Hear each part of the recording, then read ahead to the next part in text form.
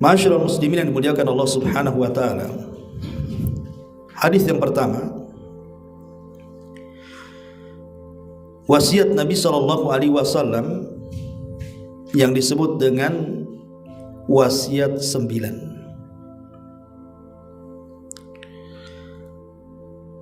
Nabi sallallahu alaihi wasallam mengatakan, "Awsani Rabbi bi tis'i wa ana usikum biha." Kata Rasul, Allah telah mewasiatkan kepadaku dengan 9 perkara. Maka begitu juga aku wasiatkan 9 perkara ini untuk kalian semuanya, termasuk kita. Kata Nabi sallallahu alaihi wasallam, "Awsani bil ikhlasi fis sirri wal alan," atau fis sirri wal alaniyati, wal adli fir ridha, wal ghadabi, wal qasdi fil ghina wal faqri, wa an a'fwa amman zalamani,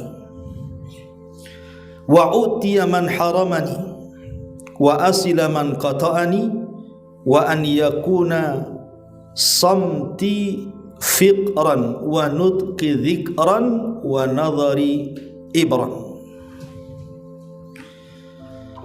Kata Nabi SAW, aku wasiatkan kepada kalian untuk melaksanakannya.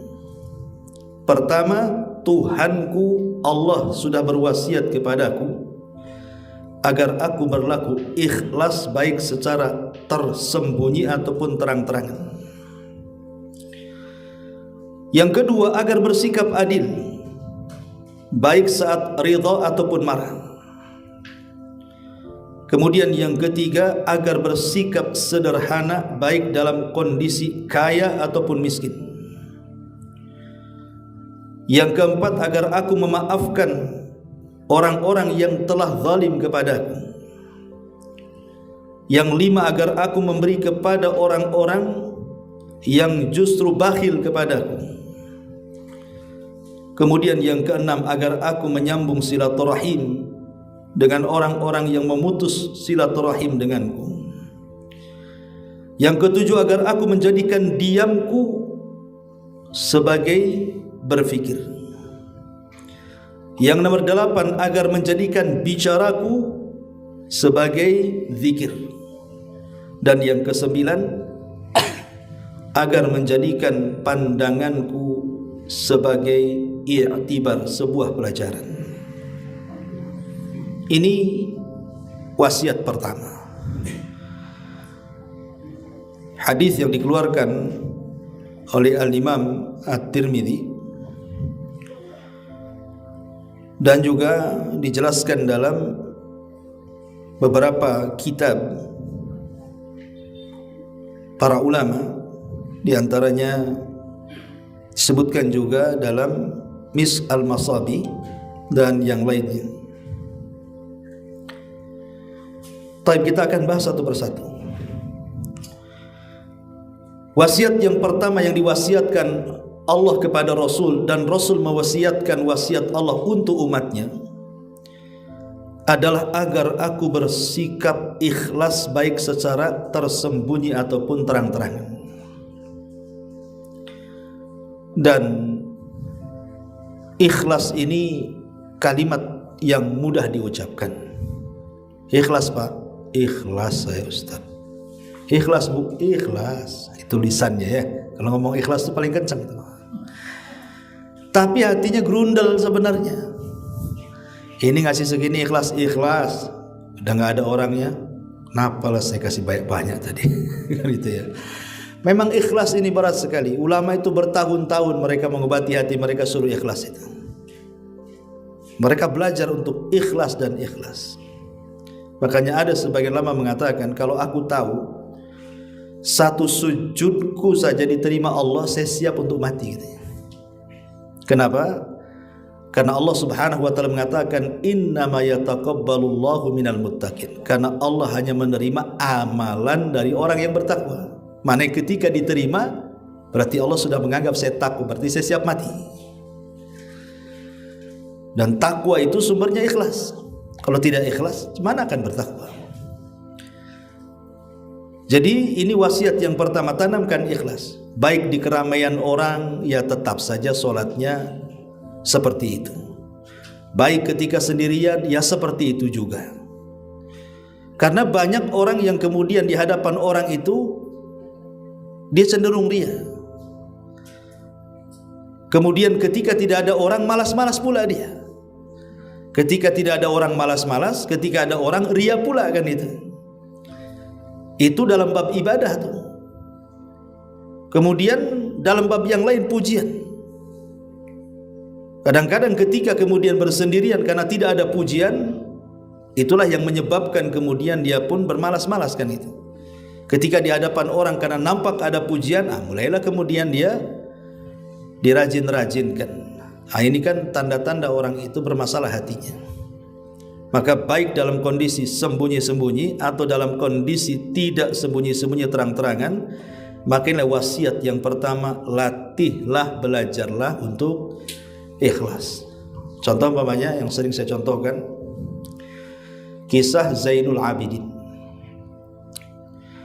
Zainul Abidin namanya Ali ibn Husain ibn Ali ibn Abi Thalib, cicit Nabi SAW. Itu dikenal sepanjang hayatnya sebagai orang yang suka bersedekah secara sir. Jadi sedekahnya itu tidak mau ada orang tahu. Makanya dia kalau bersedekah itu nunggu malam sekali. Kalau sudah jam 1, jam 2, mulailah dia ambil gandum-gandum, dipikul kemudian di pundaknya, dicarinya rumah-rumah miskin di sekitar Madinah. Kemudian diletakkan, pergi. Hanya ditulisi saja di situ, supaya tahu ini bahwa ada orang infak untuk kamu. Dan itu dilakukan sampai mati. Loh, kenapa kemudian kita tahu ceritanya? Berarti kan ada yang membocorkan tuh ceritanya. Kalau memang tidak ada yang tahu kecuali dia dengan Allah, kan kita tidak mungkin bercerita. Ketika kita bercerita karena tahu, ketika tahu berarti ada yang ngasih tahu, kan itu. Kata para ulama, ketahuannya ketika dia meninggal. Kemudian yang memandikannya, nampaklah ada bekas-bekas panggul di pundaknya, macam kapalan begitu. Kemudian hilangnya gandum-gandum di rumah-rumah orang-orang fakir yang biasa rutin kalau sudah habis ada gandum di situ. Dari situ manusia langsung mengatakan bahwa inilah sedekahnya Ali ibn Husain Zainul Abidin. Ini kan mengajarkan satu keikhlasan namanya. Ya tidak harus ditiru kayak gitu. Maksudnya itu ditirunya bagaimana keikhlasannya, bukan sedekah jam 1-nya yang ditiru. Anak mau tiru Ali bin Husain sedekah jam 1, jam 2 malam. Antum gendong beras cari ruli. Antum disangka maling beras nanti. Ya, itu ya. Ditangkap langsung, itu maling beras. Padahal antum mau manfaat beras. Maksudnya di sini ditiru bagaimana keikhlasan dia. Ya amalan tidak harus sama, tapi keikhlasan itu yang ditiru. Bagaimana dia tidak ingin ada orang tahu, cukuplah dia dengan Allah saja. Itulah ikhlas. Ya. Karena ikhlas itu kan identik bersendirian sebenarnya. Karena asal ibadah sendiri memang tidak boleh tahu kecuali dengan Allah saja, kan, kecuali dalam ibadah-ibadah yang memang merupakan syiar. Mau tidak mau orang harus tahu. Seperti kurban. Ya mau tidak mau harus tahulah. Antum yang punya kurban disembelihkan itu syiar. Sholat jamaah, ya mau tidak mau antum berjalan ke masjid. Ya. Tetapi kalau bukan syiar yang orang harus tahu, asal ibadah itu ya sembunyi-sembunyi. Itulah keikhlasan dalam beribadah, baik waktu tersembunyi ataupun terang-terangan. Dan kalau kita cerita ikhlas ya panjang lebar. Kemudian yang kedua, agar bersikap adil, baik saat ridha ataupun marah.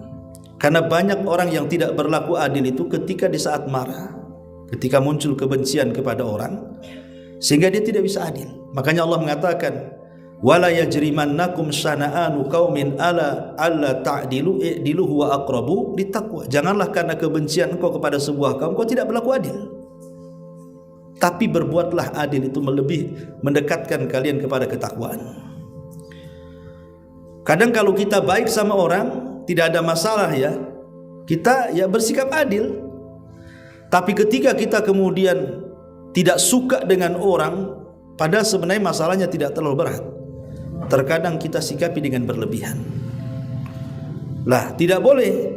Di antara wasiat yang kedua, bersikaplah adil baik ketika saat kita senang ataupun saat kita marah. Contoh umpamanya yang mudah. Ibu ini sudah bertetangga dengan tetangga itu sudah 10 tahun, mungkin sebagiannya 15 tahun atau 20 tahun. Tetangga ini baik sama ibu. Ya sudah dianggap saudara kadang-kadang. Sekali mungkin tetangga ini buat kesalahan, entah mendolimi ibu, membuli, memfitnah gitu kan. Oh, langsung ibu naik pitam tuh. Wah, itu tetangga paling jahat katanya. Padahal 15 tahun berbuat baik tuh. Satu kesalahan langsung dicap itu tetangga jahat kali itu katanya. Nggak boleh kita ini langsung menjustis seperti itu sebelum menimbang mana baiknya, mana buruknya.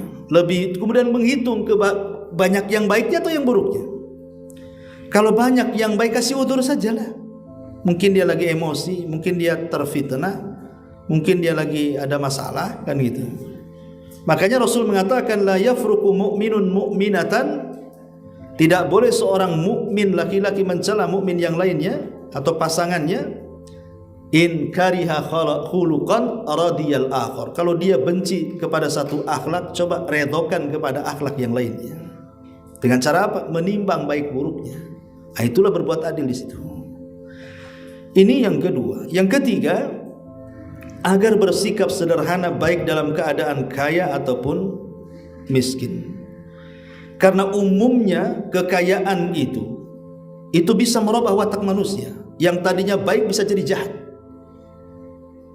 Dari sini Allah Subhanahu wa taala mengatakan kalla innal insana la yatgha an ra'ahu istaghna.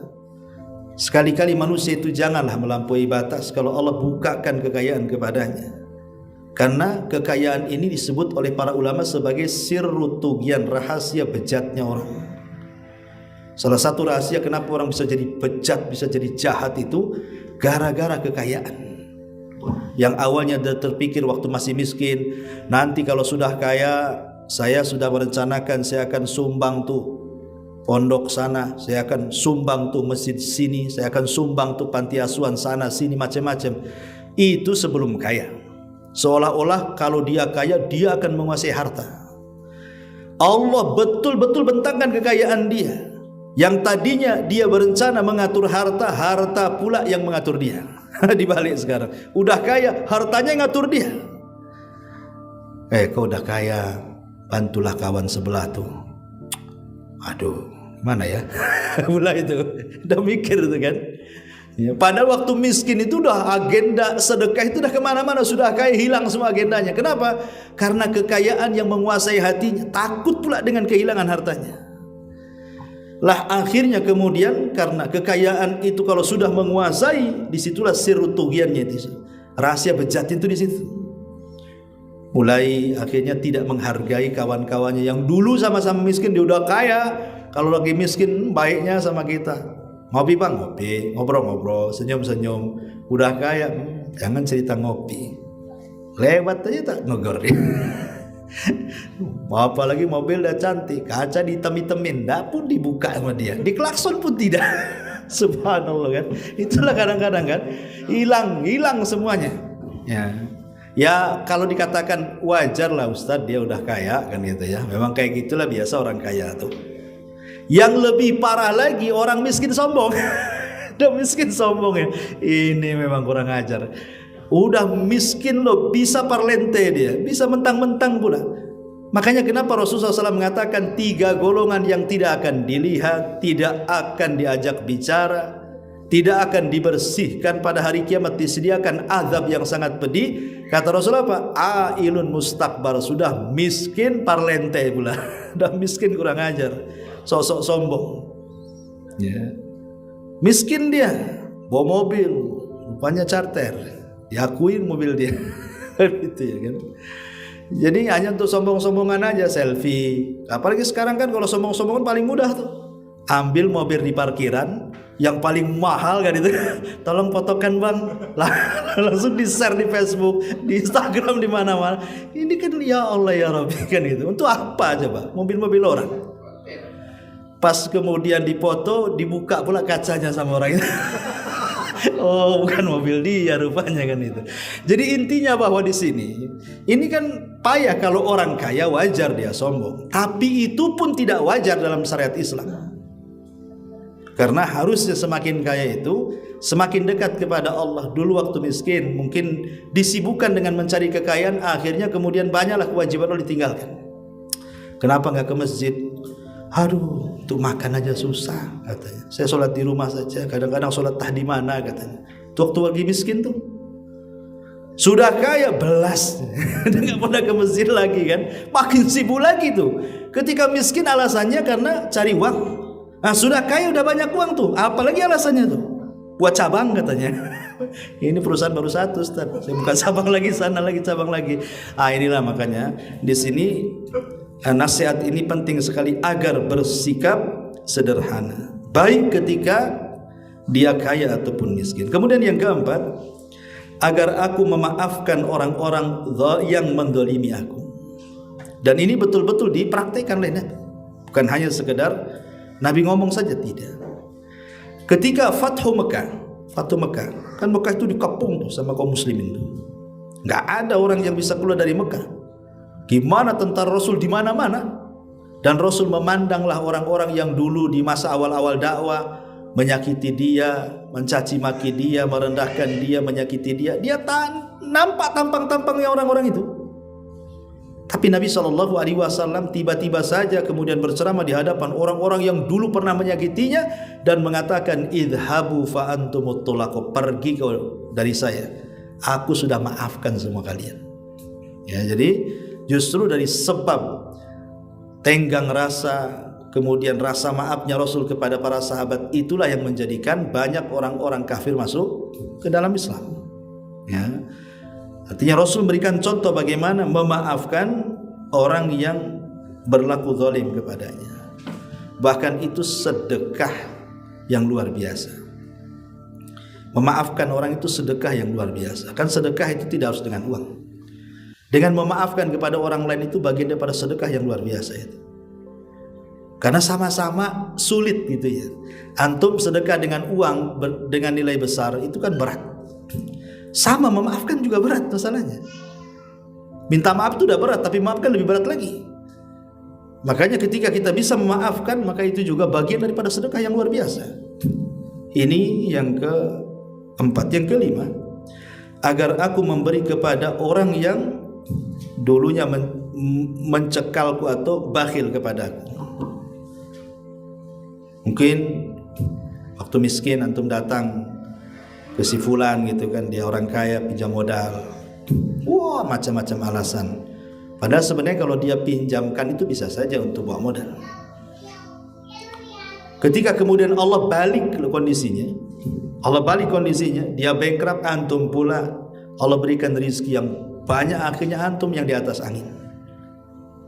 Ketika dia datang kepada antum pinjam modal, antum katakan, ambil saja. Tapi kalau antum, dulu aku miskin pinjam modal kok tak kasih, sekarang aku udah kaya, aku gak tak kasih juga lah. Gitu. Nggak begitu maksudnya. Di sini Rasul oke lah dulu dia pernah bakhil kepada kita, sekarang Allah sudah berikan kekayaan.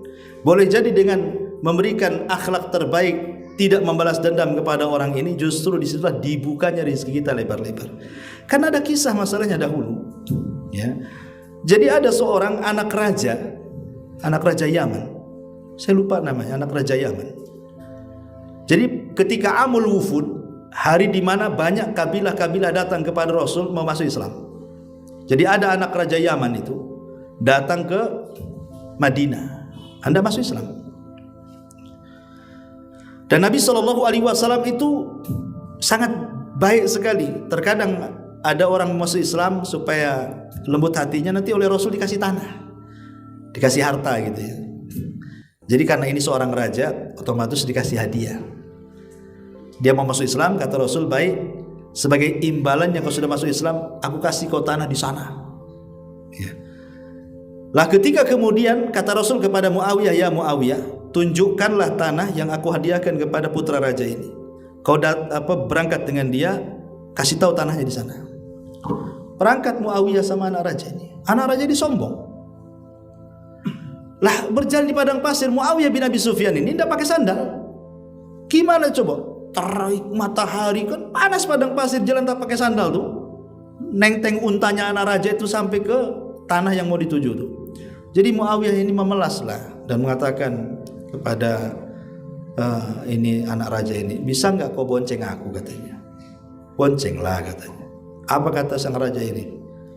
Ini unta raja, tak pantas untukmu, katanya. Ini unta raja, tak pantas untukmu.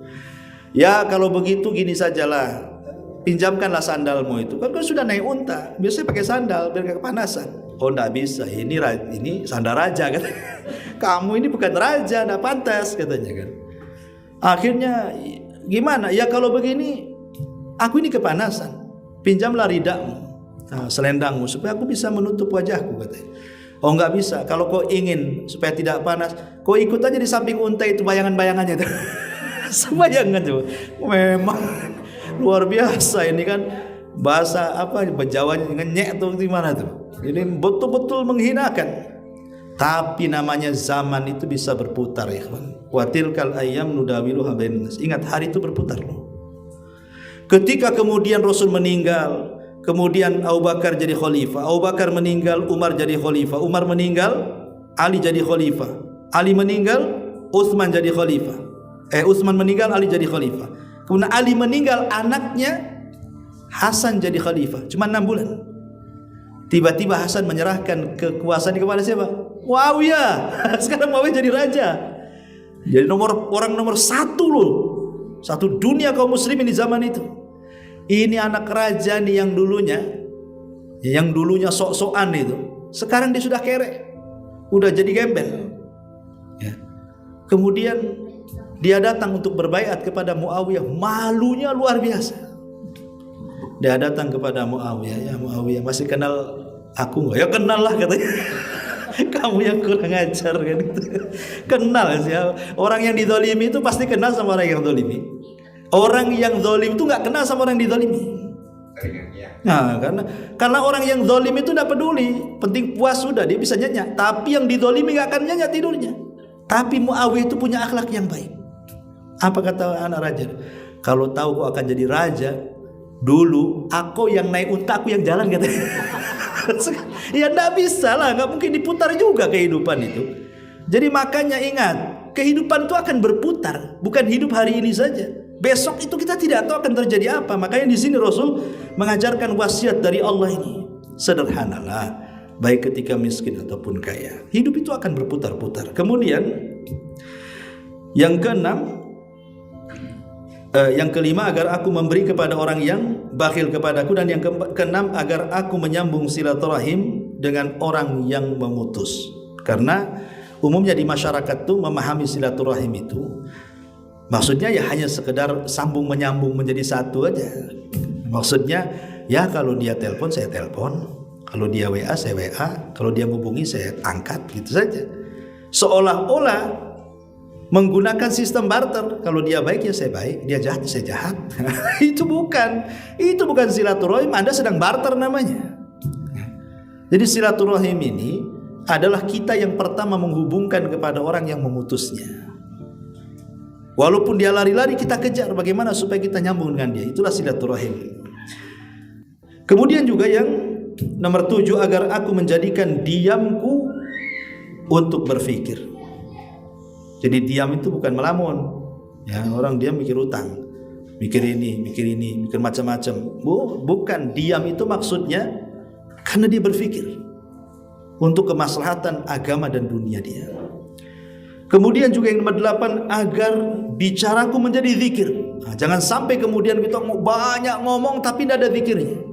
Karena orang yang banyak ngomong itu pasti banyak salahnya. Orang banyak salahnya pasti banyak keplesetnya. Dan itu pasti dipastikan banyak dosanya tuh.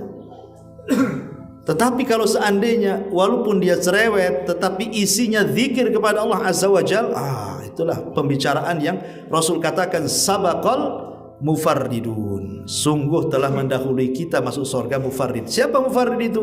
Rasul mengatakan adz-dzakirunallaha katsira wadz-dzakirat, laki-laki dan perempuan yang banyak berzikir.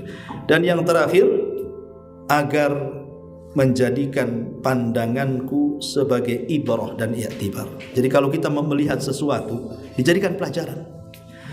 Dan ulama mengatakan madrasah yang free tanpa bayar, tetapi kita bisa mengambil pelajaran sebesar-besarnya adalah madrasah kehidupan.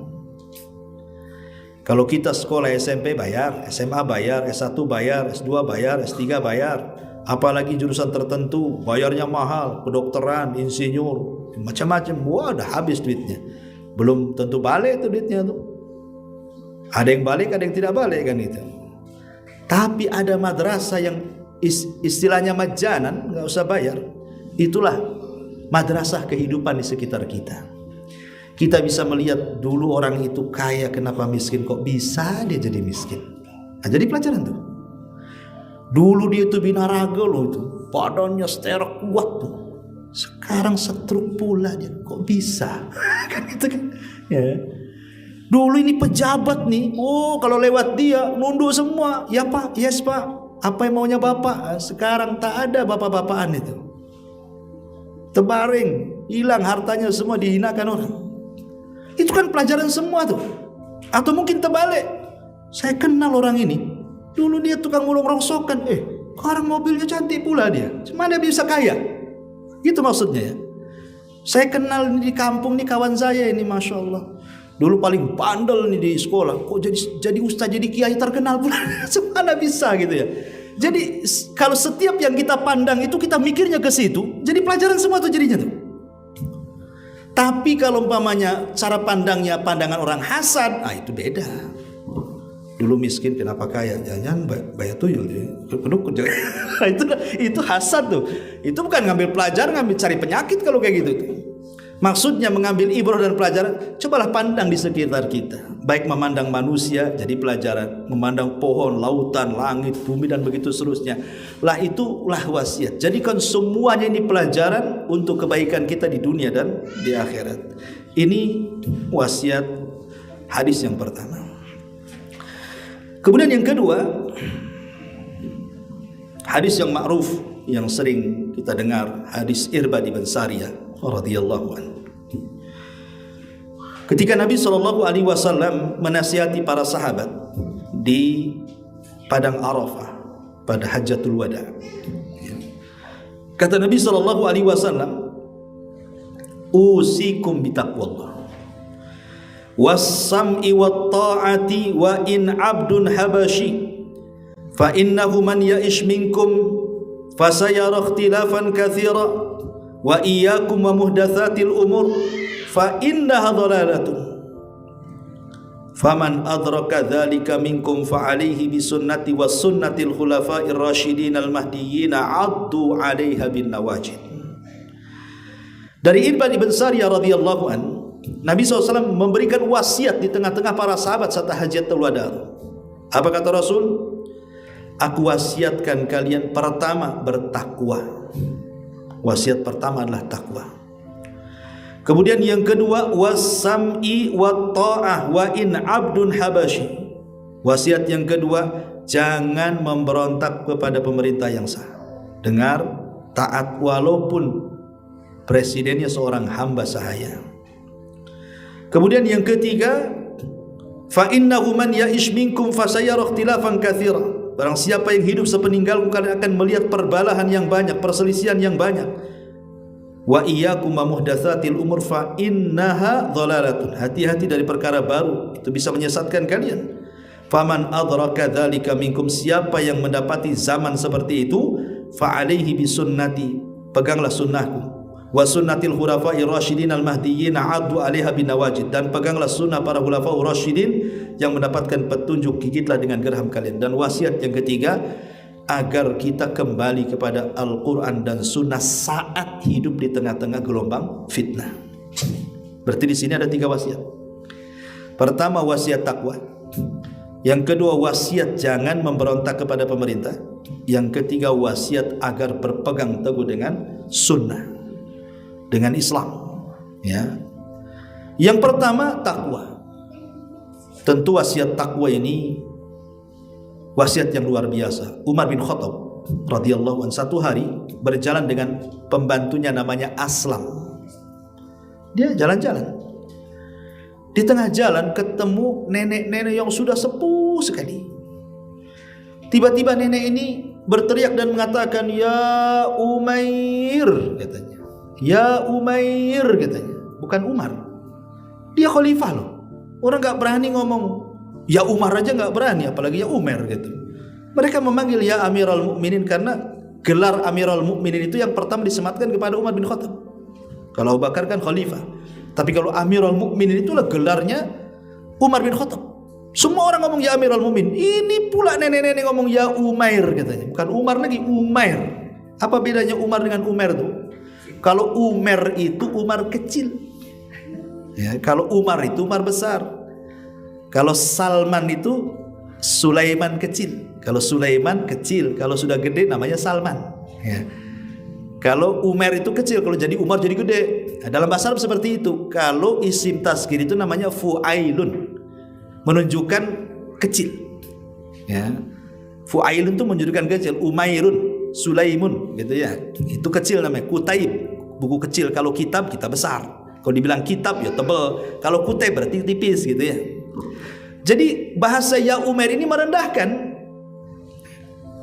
Aslam ini marah lah kan begitu. Kok nenek-nenek berani kurang ajar sama Amirul Mukminin?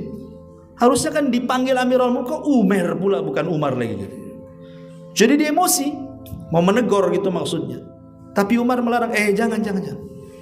Kamu nggak tahu siapa wanita itu ya katanya. Kata Aslam, siapa dia? Kata Umar, tahu nggak wanita yang satu surat turun kepadanya? Inilah orangnya katanya. Maksudnya satu surat dalam Quran turun itu surah Mujadilah. Dalam Quran itu ada namanya surah Mujadilah. Itu satu surat turun sama wanita ini katanya. Siapa dia? Haulah bintu Hakim. Ini Haulah bintu Hakim ini katanya. Satu surat turun kepadanya katanya. Tiba-tiba nenek ini Haulah bintu Hakim mengatakan kepada Umar, "Ya Umar, dulu kau dulu kecil. Kemudian kau jadi Umar jadi besar. Aku kok main-main di pasar Ukat tuh aku tahu kau ini siapa," katanya. Sekarang kau sudah jadi Amirul Mukminin, ittaqillah, bertakwa kau kepada Allah. Tiba-tiba ngomong begitu dia. Ya. Ketika Umar mendengar kalimat ittaqullah, bertakwa, langsung menangis dia. Tuh, orang dulu kalau didengar bertakwalah itu langsung sedih. Karena kita belum sanggup untuk bertakwa yang sesungguhnya. Tapi kadang-kadang kita ini bapak-bapak ya, tiap Jumat Bu dibilang ittaqullah itu di masjid. Tidak ada nangis-nangisnya. Karena itu rukun Jumat loh. Rukun Jumat tuh khotib selalu ittaqullah itu kan. Keluar dari masjid, yang dusta ya tetap dusta, yang riba tetap riba, yang maling tetap maling, yang nggak sholat yang nggak ada. Kalimat takwa itu berpengaruh gitu loh. Padahal takwa ini kalimat yang luar biasa. Ya kalau kita bedel makna itu luar biasa. Kemudian juga yang kedua, wasiat yang kedua, tidak boleh memberontak. Tidak boleh memberontak, baik dengan ucapan, dengan tulisan ataupun dengan perbuatan. Kita tidak boleh memberontak kepada pemimpin yang sah. Ya, karena bagaimanapun kebaikan mereka adalah kebaikan kita. Seandainya pemerintah ini tidak ada yang namanya satu orang yang namanya presiden, itu kacau negeri ini. Bayangkan Allah Subhanahu wa taala sampai menundukkan hati satu negara dengan satu orang. Presiden kan cuma satu orang, tapi dia bisa mengatur satu negara. Coba kan, satu negara ini orangnya juta-juta, kok bisa diatur sama satu orang itu kan? Kalau bukan karunia Allah coba. Sebab kalau yang satu orang itu tidak ada, ribut satu dunia ini. Pasti akan banyak kejahatan, kriminal, macam-macam. Kalau sudah kekosongan kekuasaan, habis bangsa ini. Tapi ketika masih ada pemimpin yang mau memimpin kita, insya Allah masih aman lah. Walaupun mungkin terkadang dia zalim, ngambil hak dan begitu seterusnya kan, tapi hikmahnya kita mendapatkan keamanan. Dari situlah kita diperintah untuk as-sam'i wa ta'at. Kemudian yang ketiga, disuruh untuk berpegang dengan sunnah di zaman fitnah. Di zaman fitnah ya, saya sekarang ini zaman fitnah. Ya. Ini yang kedua, hadis yang kedua. Hadis yang ketiga, hadis daripada Abi Dzar Al-Ghifari radhiyallahu anhu. Dan ini sering pernah saya bahas juga, tapi nggak di sini, di tempat lain. Jadi an Abi Dzar Al-Ghifari radhiyallahu anhu qala amarani khalili sallallahu alaihi wasallam bisab'in. Kata Abi Dzar, Nabi memerintahkan aku untuk melakukan 7 perkara. Yang pertama, amarani bihubbil masakin wad-dunuwu minhum. Menyuruhku untuk mencintai orang miskin dan dekat dengan mereka. Yang kedua, wa amarani an anzur ila man huwa duni wa la anzur ila man huwa fawqi. Menyuruhku untuk melihat kepada yang lebih susah dariku dan jangan pernah melihat kepada orang yang lebih senang dariku. Yang ketiga, wa amarani an asilar rahimi wa in adbarat. Menyuruhku untuk menyambung silaturahim walaupun aku selalu diputus-putus dengan silaturahim. Kemudian yang keempat, wa amarani alla as'al ahadan syai'an. Rasul menyuruhku agar tidak meminta-minta kepada siapapun. Yang kelima, wa amarani an aqula bil haqq wa in kana murra. Menyuruhku untuk mengatakan kebenaran walaupun itu pahit rasanya. Dan yang keenam, wa amarani alla akhafu fillahi laumata laim. Agar aku tidak takut selama aku berjalan di jalan Allah Azza wa Jalla. Dan yang terakhir, wa amarani an ukthira min qawli la haula wala quwata illa billah. Menyuruhku untuk memperbanyak ucapan la haula wala quwata illa billah, fa innahunna min kanzi tahtil arsy. Karena la haula wala quwata illa billah adalah berasal dari harta karunnya yang berada di bawah arsy Allah Subhanahu wa taala. Hadis ini disahihkan oleh Syekh Nasiruddin Al-Albani rahimahullahu taala dan dikeluarkan Imam Ahmad. Di sini ada 7 wasiat. Pertama, mencintai orang miskin. Mencintai orang miskin. Dulu di zaman Rasul ada namanya Ashabus Sufa. Ashabus Sufa. Ashabus Sufa itu orang yang tinggal di Masjid Nabawi. Ya kebanyakan mereka orang susah, kadang makan kadang enggak. Kadang-kadang 3 hari tak makan. Kayak Abu Hurairah pernah 3 hari tak makan, itu minum aja, gemeter, akhirnya mau pingsan. Kita aja jangan 3 hari tak makan, 1 siang tak makan aja gemeter, belum 1 sore itu. Kalau 1 hari kan bisa pingsan tuh. Karena biasa makan 5 kali sehari. Kita ini ya kan. Jadi Ashabus Sufa seperti itu. Lah ada orang-orang yang tinggal di kota Madinah itu, memang orang kaya mereka. Orang kaya, mereka tak mau tidur di masjid, tidak mau tidur di rumahnya, padahal mereka kaya. Terkadang mereka justru tidur gabung dengan Ashabus Sufa. Untuk apa coba? Untuk mengambil akhlak mereka, supaya bisa merasakan susahnya mereka cemana gitu. Padahal di sahabat-sahabat ini orang kaya, tapi tidur sama mereka hanya untuk mengambil ibrah pelajaran macam mana jadi orang miskin, macam mana susahnya mereka gitu, sehingga bisa melembutkan hati. Yang mencintai orang-orang miskin itulah akhirnya lembut hati kita, tidak sombong akhirnya kan. Karena ada yang memaknai miskin dalam hadis ini, maksudnya bukan miskin tak punya harta. Maksudnya di sini miskin di sini tawadhu maksudnya. Agar kita mencintai orang-orang yang merendah diri. Orang kaya tapi merendah diri. Karena nanti pada hari kiamat orang-orang sombong di dunia itu dikumpulkan dengan sesama orang-orang sombong dan dibuat seperti kecil seperti semut. Tidak akan nyambung dengan kita. Sementara orang-orang yang tawadu, yang rendah diri itu, mereka akan berkumpul bersama Nabi. Makanya dalam doa yang masyhur Rasul selalu berdoa kan, Allahumma syurni, ya Allah kumpulkan aku dengan jumratil masakin, dengan orang-orang miskin. Maksudnya dengan orang-orang yang tawadu gitu maksudnya. Nah, di sini maka wasiat yang pertama mencintai orang miskin. Yang kedua, jangan pernah memandang ke atas, tapi pandanglah ke bawah. Jangan dibawa kepada zahir dan hakikat hadis ini. Saya mau ngamalkan lah, saya mandang ke bawah terus, nggak mau mandang ke atas, nabrak tiang lah kalau jalan. Bukan itu maksudnya. Jangan memandang ke atas, pandanglah ke bawah, ini kinayah. Kalau urusan dunia, kaidah ini berlaku. Jangan pandang ke atas, pandang ke bawah. Itu kalau urusan dunia. Tapi kalau urusan agama dibalik, jangan pandang ke bawah, pandang ke atas ya. Saya contohkan dua-duanya. Kalau orang dalam urusan dunia memandang ke bawah, tidak memandang ke atas, dia akan lebih bersyukur. Umpamanya kita punya rumah tapi tak bagus, nggak masalah. Kenapa? Tetangga masih ngontrak, masih bersyukur kita. Yang ngontrak pula masih bersyukur. Kenapa? Tetangga tuh hidup di gorong-gorong katanya. Di gorong-gorong bau panas ini. Saya ngontrak masih enak lah pakai AC karena ngontraknya dikontrakan di Nagoya sana di Hotel Aston. Ya enak lah kontrakannya. Artinya kan masih mandang, pokoknya pandanglah ke bawah, jangan pandang-pandang ke atas terus. Kalau pandang-pandang ke atas tuh melamun akhirnya. Itu bisa mati berdiri itu. Kapan lah kayak dia? Kapan kayak dia? Ya nggak akan jadi dia lah. Jadi kalau soal dunia supaya mudah bersyukur, pandang-pandang ke bawah. Tapi kalau soal agama jangan dipraktekkan kaidah ini. Saya masih mendingan Ustadz ke masjid seminggu sekali. Itu yang sebelah itu sama sekali nggak ke masjid gitu. Itu urusan agama jangan begitu. Urusan agama itu, aduh, kok dia bisa ya 5 waktu ya. Kok saya seminggu sekali itu aja susah. Nah gitu maksudnya.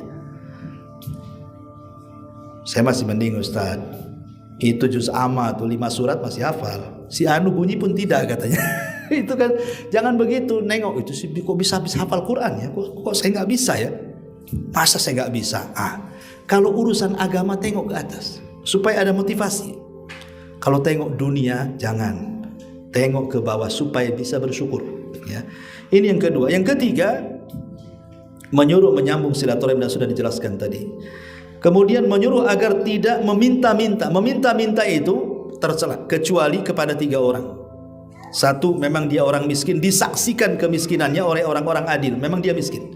Boleh jadi mungkin dia janda, sudah kaya, sudah 70 tahun, udah lumpuh gitu ya.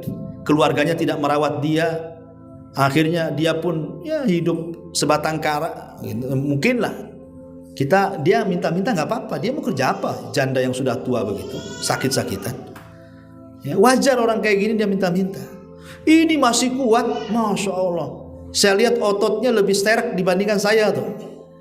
Cuman bedanya dia di chat aja, saya enggak.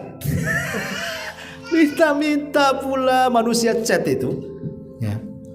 Orang yang masih muda gagah, kok bisa dia minta-minta? Gak bisa, jangan dikasih orang kayak gini. Apalagi pakai chat kapan sholatnya dia itu. Kemudian yang kedua, yang boleh minta-minta itu, dia orang kaya gara-gara bantu orang miskin. Jadi miskinnya gara-gara bantu orang. Pamannya saudaranya punya hutang, terpaksalah karena kasihan dijual rumahnya untuk melunasi utang orang. Akhirnya dia bankrupt, usahanya bankrupt. Terpaksalah ketika dia miskin dia minta-minta hanya untuk menopang kehidupannya saja. Atau yang ketiga, dia orang kaya di kampungnya, safar ke Batam, hilang dompetnya. Hilang dompetnya mau pakai apa? Mau beli pakai apa? Terpaksa dia minta-minta, yang penting dia bisa makan hari itu. Sebab walaupun sekaya-kayanya dia di kampung, kalau hilang uangnya di sini mau minta sama siapa kan begitu? Terpaksa dia minta-minta. Itu pun terpaksa minta-mintanya untuk menopang hidupnya saja. Selain 3 orang ini dalam hadis Khabisah itu tidak boleh. Ya, lihat. Ini yang keempat. Kemudian yang kelima, menyuruhku untuk mengatakan kebenaran walaupun pahit. Sampaikan kebenaran. Ya, kecuali kalau melihat dengan menyampaikannya mungkin madaratnya lebih besar dibandingkan manfaatnya, ya berhenti dulu, kapan-kapan lagi. Tapi kalau kita menganggap maslahatnya lebih besar daripada madarat, sampaikan saja. Enggak ada apa-apa kok. Kecuali kalau kita sampaikan kemudian kita dibunuh, kita diusir, kita belum sanggup menghadapinya, ya mungkin pelan-pelan cara menyampaikannya. Kemudian yang nomor 6, menyuruhku agar tidak takut selama kita berjalan di jalan Allah. Dan yang nomor 7 terakhir, menyuruhku untuk memperbanyak la haula wala quwata illa billah. Ini sering saya jelaskan. Kalimat ini ajaib ibu bapak. Ya, kalimat la haula wala quwata illa ini kalimat yang ajaib sekali. Kita kalau mendawamkan kalimat ini, setiap hari kita baca la haula wala quwata illa billah. Pokoknya ibu sambil masak, sambil tidur, sambil jalan, di mana saja, jadikan zikir la haula wala quwata. Ini efeknya luar biasa karena bisa menyehatkan badan, memberikan kekuatan kepada badan, memberikan kecerdasan kepada akal. Kadang-kadang kita ini ingin sehat, ingin kuat badan, konsumsi banyak vitamin kan. Apalagi orang sudah tua gitu. Perbanyak. Yang kasih kekuatan itu Allah. Yang kasih kesehatan itu Allah, yang kasih kecerdasan itu Allah. Minta kepada dengan cara apa? Memperbanyak la haula wala quwata illa billah. Dan ini terbukti. Ketika Allah menciptakan arsy, kemudian Allah menciptakan malaikat arsy. Malaikat arsy tidak mau memikul arsy karena lihat besarnya. Nggak bisa arsy sebesar ini saya pikul katanya. Akhirnya dia mengeluh kepada Allah, nggak bisa saya memikul ini. Kata Allah bisa. Kata malaikat arsy, nggak bisa ya Rabb. Bisa kata Allah. Nggak bisa, asik bisa nggak bisa aja tuh. Akhirnya kemudian Allah mengatakan qulu la haula wala quwata illa billah. Kalau gitu ucapkan la haula wala quwata illa billah. Setelah para malaikat pemikul arsy ini mengucapkan la haula wala quwata illa billah, Allah berikan kekuatan dengan tanduknya dia bisa memikul arsy sampai kiamat, sampai dia mati. Nah, ini kan luar biasa ya. Jadi jangan remehkan kalimatnya, tentu dengan niat dan dengan merenungkan. Memang tidak ada daya dan kekuatan kecuali milik Allah Subhanahu wa taala. Dan yang terakhir karena waktu juga ya.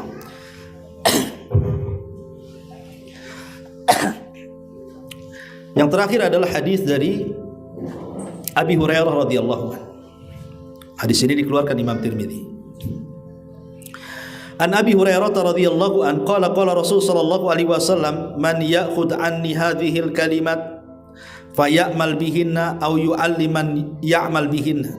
Faqala Abu Hurairah qultu ana ya Rasulullah fa akhadha bi yadi fa'adda khamsan faqala ittaqillah takun a'badan nas warda bima qasamallahu laka takun aghnan nas wa asin ila jarika takun mu'minan wa ahibbi lin nasi ma tuhibbu li nafsik takun musliman wa la tukthir adh-dhahika fa inna kathrata adh-dhahika tumitul qulub. Kata Abu Hurairah radhiyallahu an, Rasul pernah menarik diriku dan mengatakan, siapa yang mau kuajarkan kalimat-kalimat ini kemudian diamalkan atau didakwahkan kepada orang yang mau mengamalkan. Kata Abu Hurairah, aku maulah Rasul. Maka Rasul SAW menarik Abu Hurairah dan mengatakan, kalau begitu dengarkan 5 perkara. Dengarkan 5 perkara. Yang pertama, ittaqil maharim takun a'badan nas. Hindari apa saja yang diharamkan, engkau akan menjadi manusia yang paling beribadah. Yang kedua, warda bima qasamallahu lak takun aghnan nas. Merasa redoklah, senanglah dengan apa pemberian Allah, mau sedikit mau banyak, pokoknya ikhlas, maka engkau akan menjadi orang yang paling kaya di antara manusia. Yang ketiga, wa ahsin ila jarik takun mu'minan. Berbuat baiklah kepada tetanggamu, niscaya engkau akan menjadi seorang mukmin sejati. Kemudian yang keempat, wa ahib linnas ma tuhibbu li nafsik takun muslimah. Cintailah orang lain seperti yang engkau mencintai dirimu, maka engkau akan menjadi seorang muslim sejati. Kemudian yang terakhir, wala tuktsiridz dhahik fa inna kathratadz dhahik tumitul qulub. Jangan terlalu banyak tertawa berlebihan, sebab hal itu bisa mematikan hatimu. Ini 5 wasiat juga. Pertama, ittaqi maharim, tinggalkan yang diharamkan. Karena salah satu penghalang ibadah itu apa? Maksiat. Orang kalau banyak maksiat, malas ibadah. Pasti itu. Kalau orang sudah banyak maksiat, saya pastikan malas ibadah. Artinya kalau orang menyedikitkan maksiat, rajin ibadahnya. Makanya Rasul mengatakan, kalau engkau bisa meninggalkan maksiat dan yang diharamkan, jadilah kau hamba Allah yang akan menjadi ahli ibadah. A'badan-nas, paling menghamba diri kepada Allah. Kemudian yang kedua, ridholah dengan pemberian Allah, sedikit atau banyak. Karena ini yang sulit ya. Qanaah atau zuhud, qanaah itu kakak beradik itu kan. Zuhud dan qanaah ini memang agak repot. Untuk qanaah, redha dengan pemberian Allah itu kadang-kadang gimana gitu ya. Kecuali orang itu memang punya tauhid. Kalau enggak punya tauhid, muring-muring aja orang tuh. Apalagi setiap hari yang dipandang orang aja. Enak kali ya orang itu ya. Usaha apa saja kok lancar jaya katanya. Saya baru usaha detik gulung-gulung aja tikar nih. Kalau orang mandang-mandang terus, akhirnya apa? Allah disalahkan. Ya Allah kok gitu ya katanya. Allah digitu-gituin. Oh gitu ya Allah kan itu. Nah, ini karena tidak qanaah. Sebenarnya loh, kalau kita lihat hikmah, terkadang ada orang yang sengaja nggak dikaya-kayakan. Sebab kalau dia kaya bejat dia. Atau sebaliknya ada orang kok nggak dimiskin-miskinkan sama Allah, kok kaya aja. Sebab kalau miskin kurang ajar dia sama Allah. Ambil hikmah di situ. Walaupun kekayaan itu memang kebanyakan jadi bejat gitu ya. Tapi kita ambil kaedahnya. Oh, boleh jadi saya ini nggak boleh kaya, nanti kalau sudah kaya saya nggak hadir lagi nih di SSSSS ini katanya. Ya, mungkin hadirnya setahun sekali, pas Lebaran aja datang minta maaf. Kan Afwan nggak bisa hadir sambil Lebaran gitu ya. Nah, ini kan repot kayak gini. Coba berarti memang agak sulit, berat memang menerima takdir itu berat. Tapi harus dibiasakan. Kalau tidak dibiasakan selamanya tidak akan redha itu. Ya, karena pemberian Allah kan macam-macam, kesehatan pemberian Allah. Kenapa si aku aja yang sakit ke orang itu sehat? Kenapa anakku ini rewel, kurang ajar, anak orang kok baik-baik gitu. Akhirnya kalau itu dibanding-bandingkan selamanya nggak akan redha, itu bahaya tuh. Karena dia telah menjadikan ujian itu sebagai azab. Padahal ujian itu boleh jadi adalah rahmat kasih sayang Allah kepada kita, hendak menguji keimanan kita kan itu. Ini yang kedua. Yang ketiga, berbuat baik kepada tetangga. Tetangga itu ada 3. Ada tetangga yang ada hubungan kerabat, ada tetangga yang tidak ada hubungan kerabat, ada tetangga yang ada hubungan kerabat dan dia muslim. Ada tetangga yang tidak ada hubungan kerabat dan dia muslim. Ada tetangga yang tidak ada hubungan kerabat dan dia kafir. Kalau tetangga itu dia ada hubungan kerabat dengan kita, dia muslim, berarti dia punya 3 hak. Hak sebagai tetangga, hak sebagai muslim, hak sebagai kerabat. Kalau tetangga kita ini dekat tapi bukan kerabat, tapi dia muslim, berarti punya 2, hak muslim sendiri, hak bertetangga sendiri. Tapi kalau antum punya tetangga orang kafir, memang dia tidak ada hak muslim, tidak ada hak kerabat, tapi dia punya hak bertetangga. Apa hak bertetangga? Kalau minta sesuatu, pinjam sesuatu dari perabotan apa, jangan dihalangi. Karena itu termasuk pendusta agama. Ara'aital ladzi yukadzibu biddin, dan di ujung ayat Allah mengatakan wa yamnaunal maun. Apa wa yamnaunal maun tuh? Kita punya perkakas rumah, perkakas dapur, perkakas rumah, mau dipinjam tetangga nggak mau. Bang, pinjam martil bang. Kayaknya nggak ada. Padahal ada tuh. Dibilang kaya-kayanya tuh. Kayaknya nggak ada kayaknya. Padahal martilnya 5 tuh.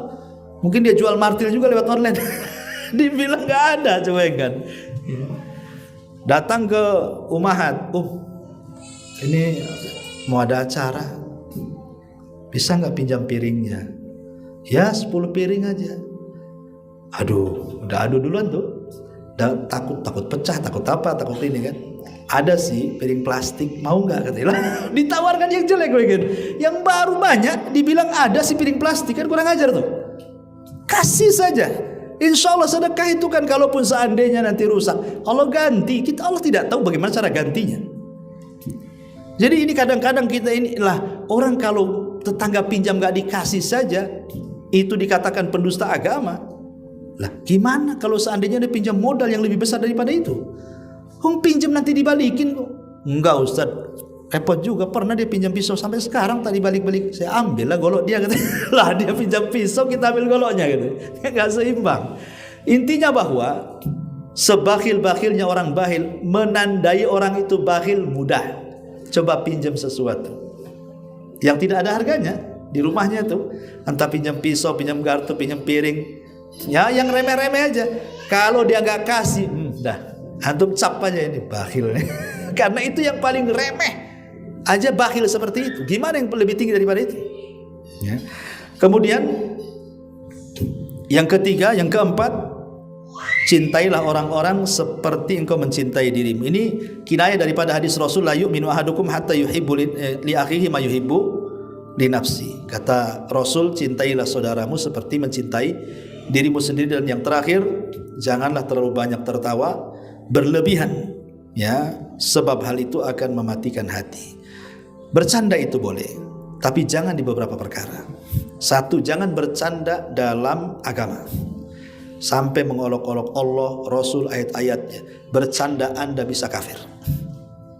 Ya, 1. Yang kedua, jangan bercanda di tempat yang tidak boleh bercanda.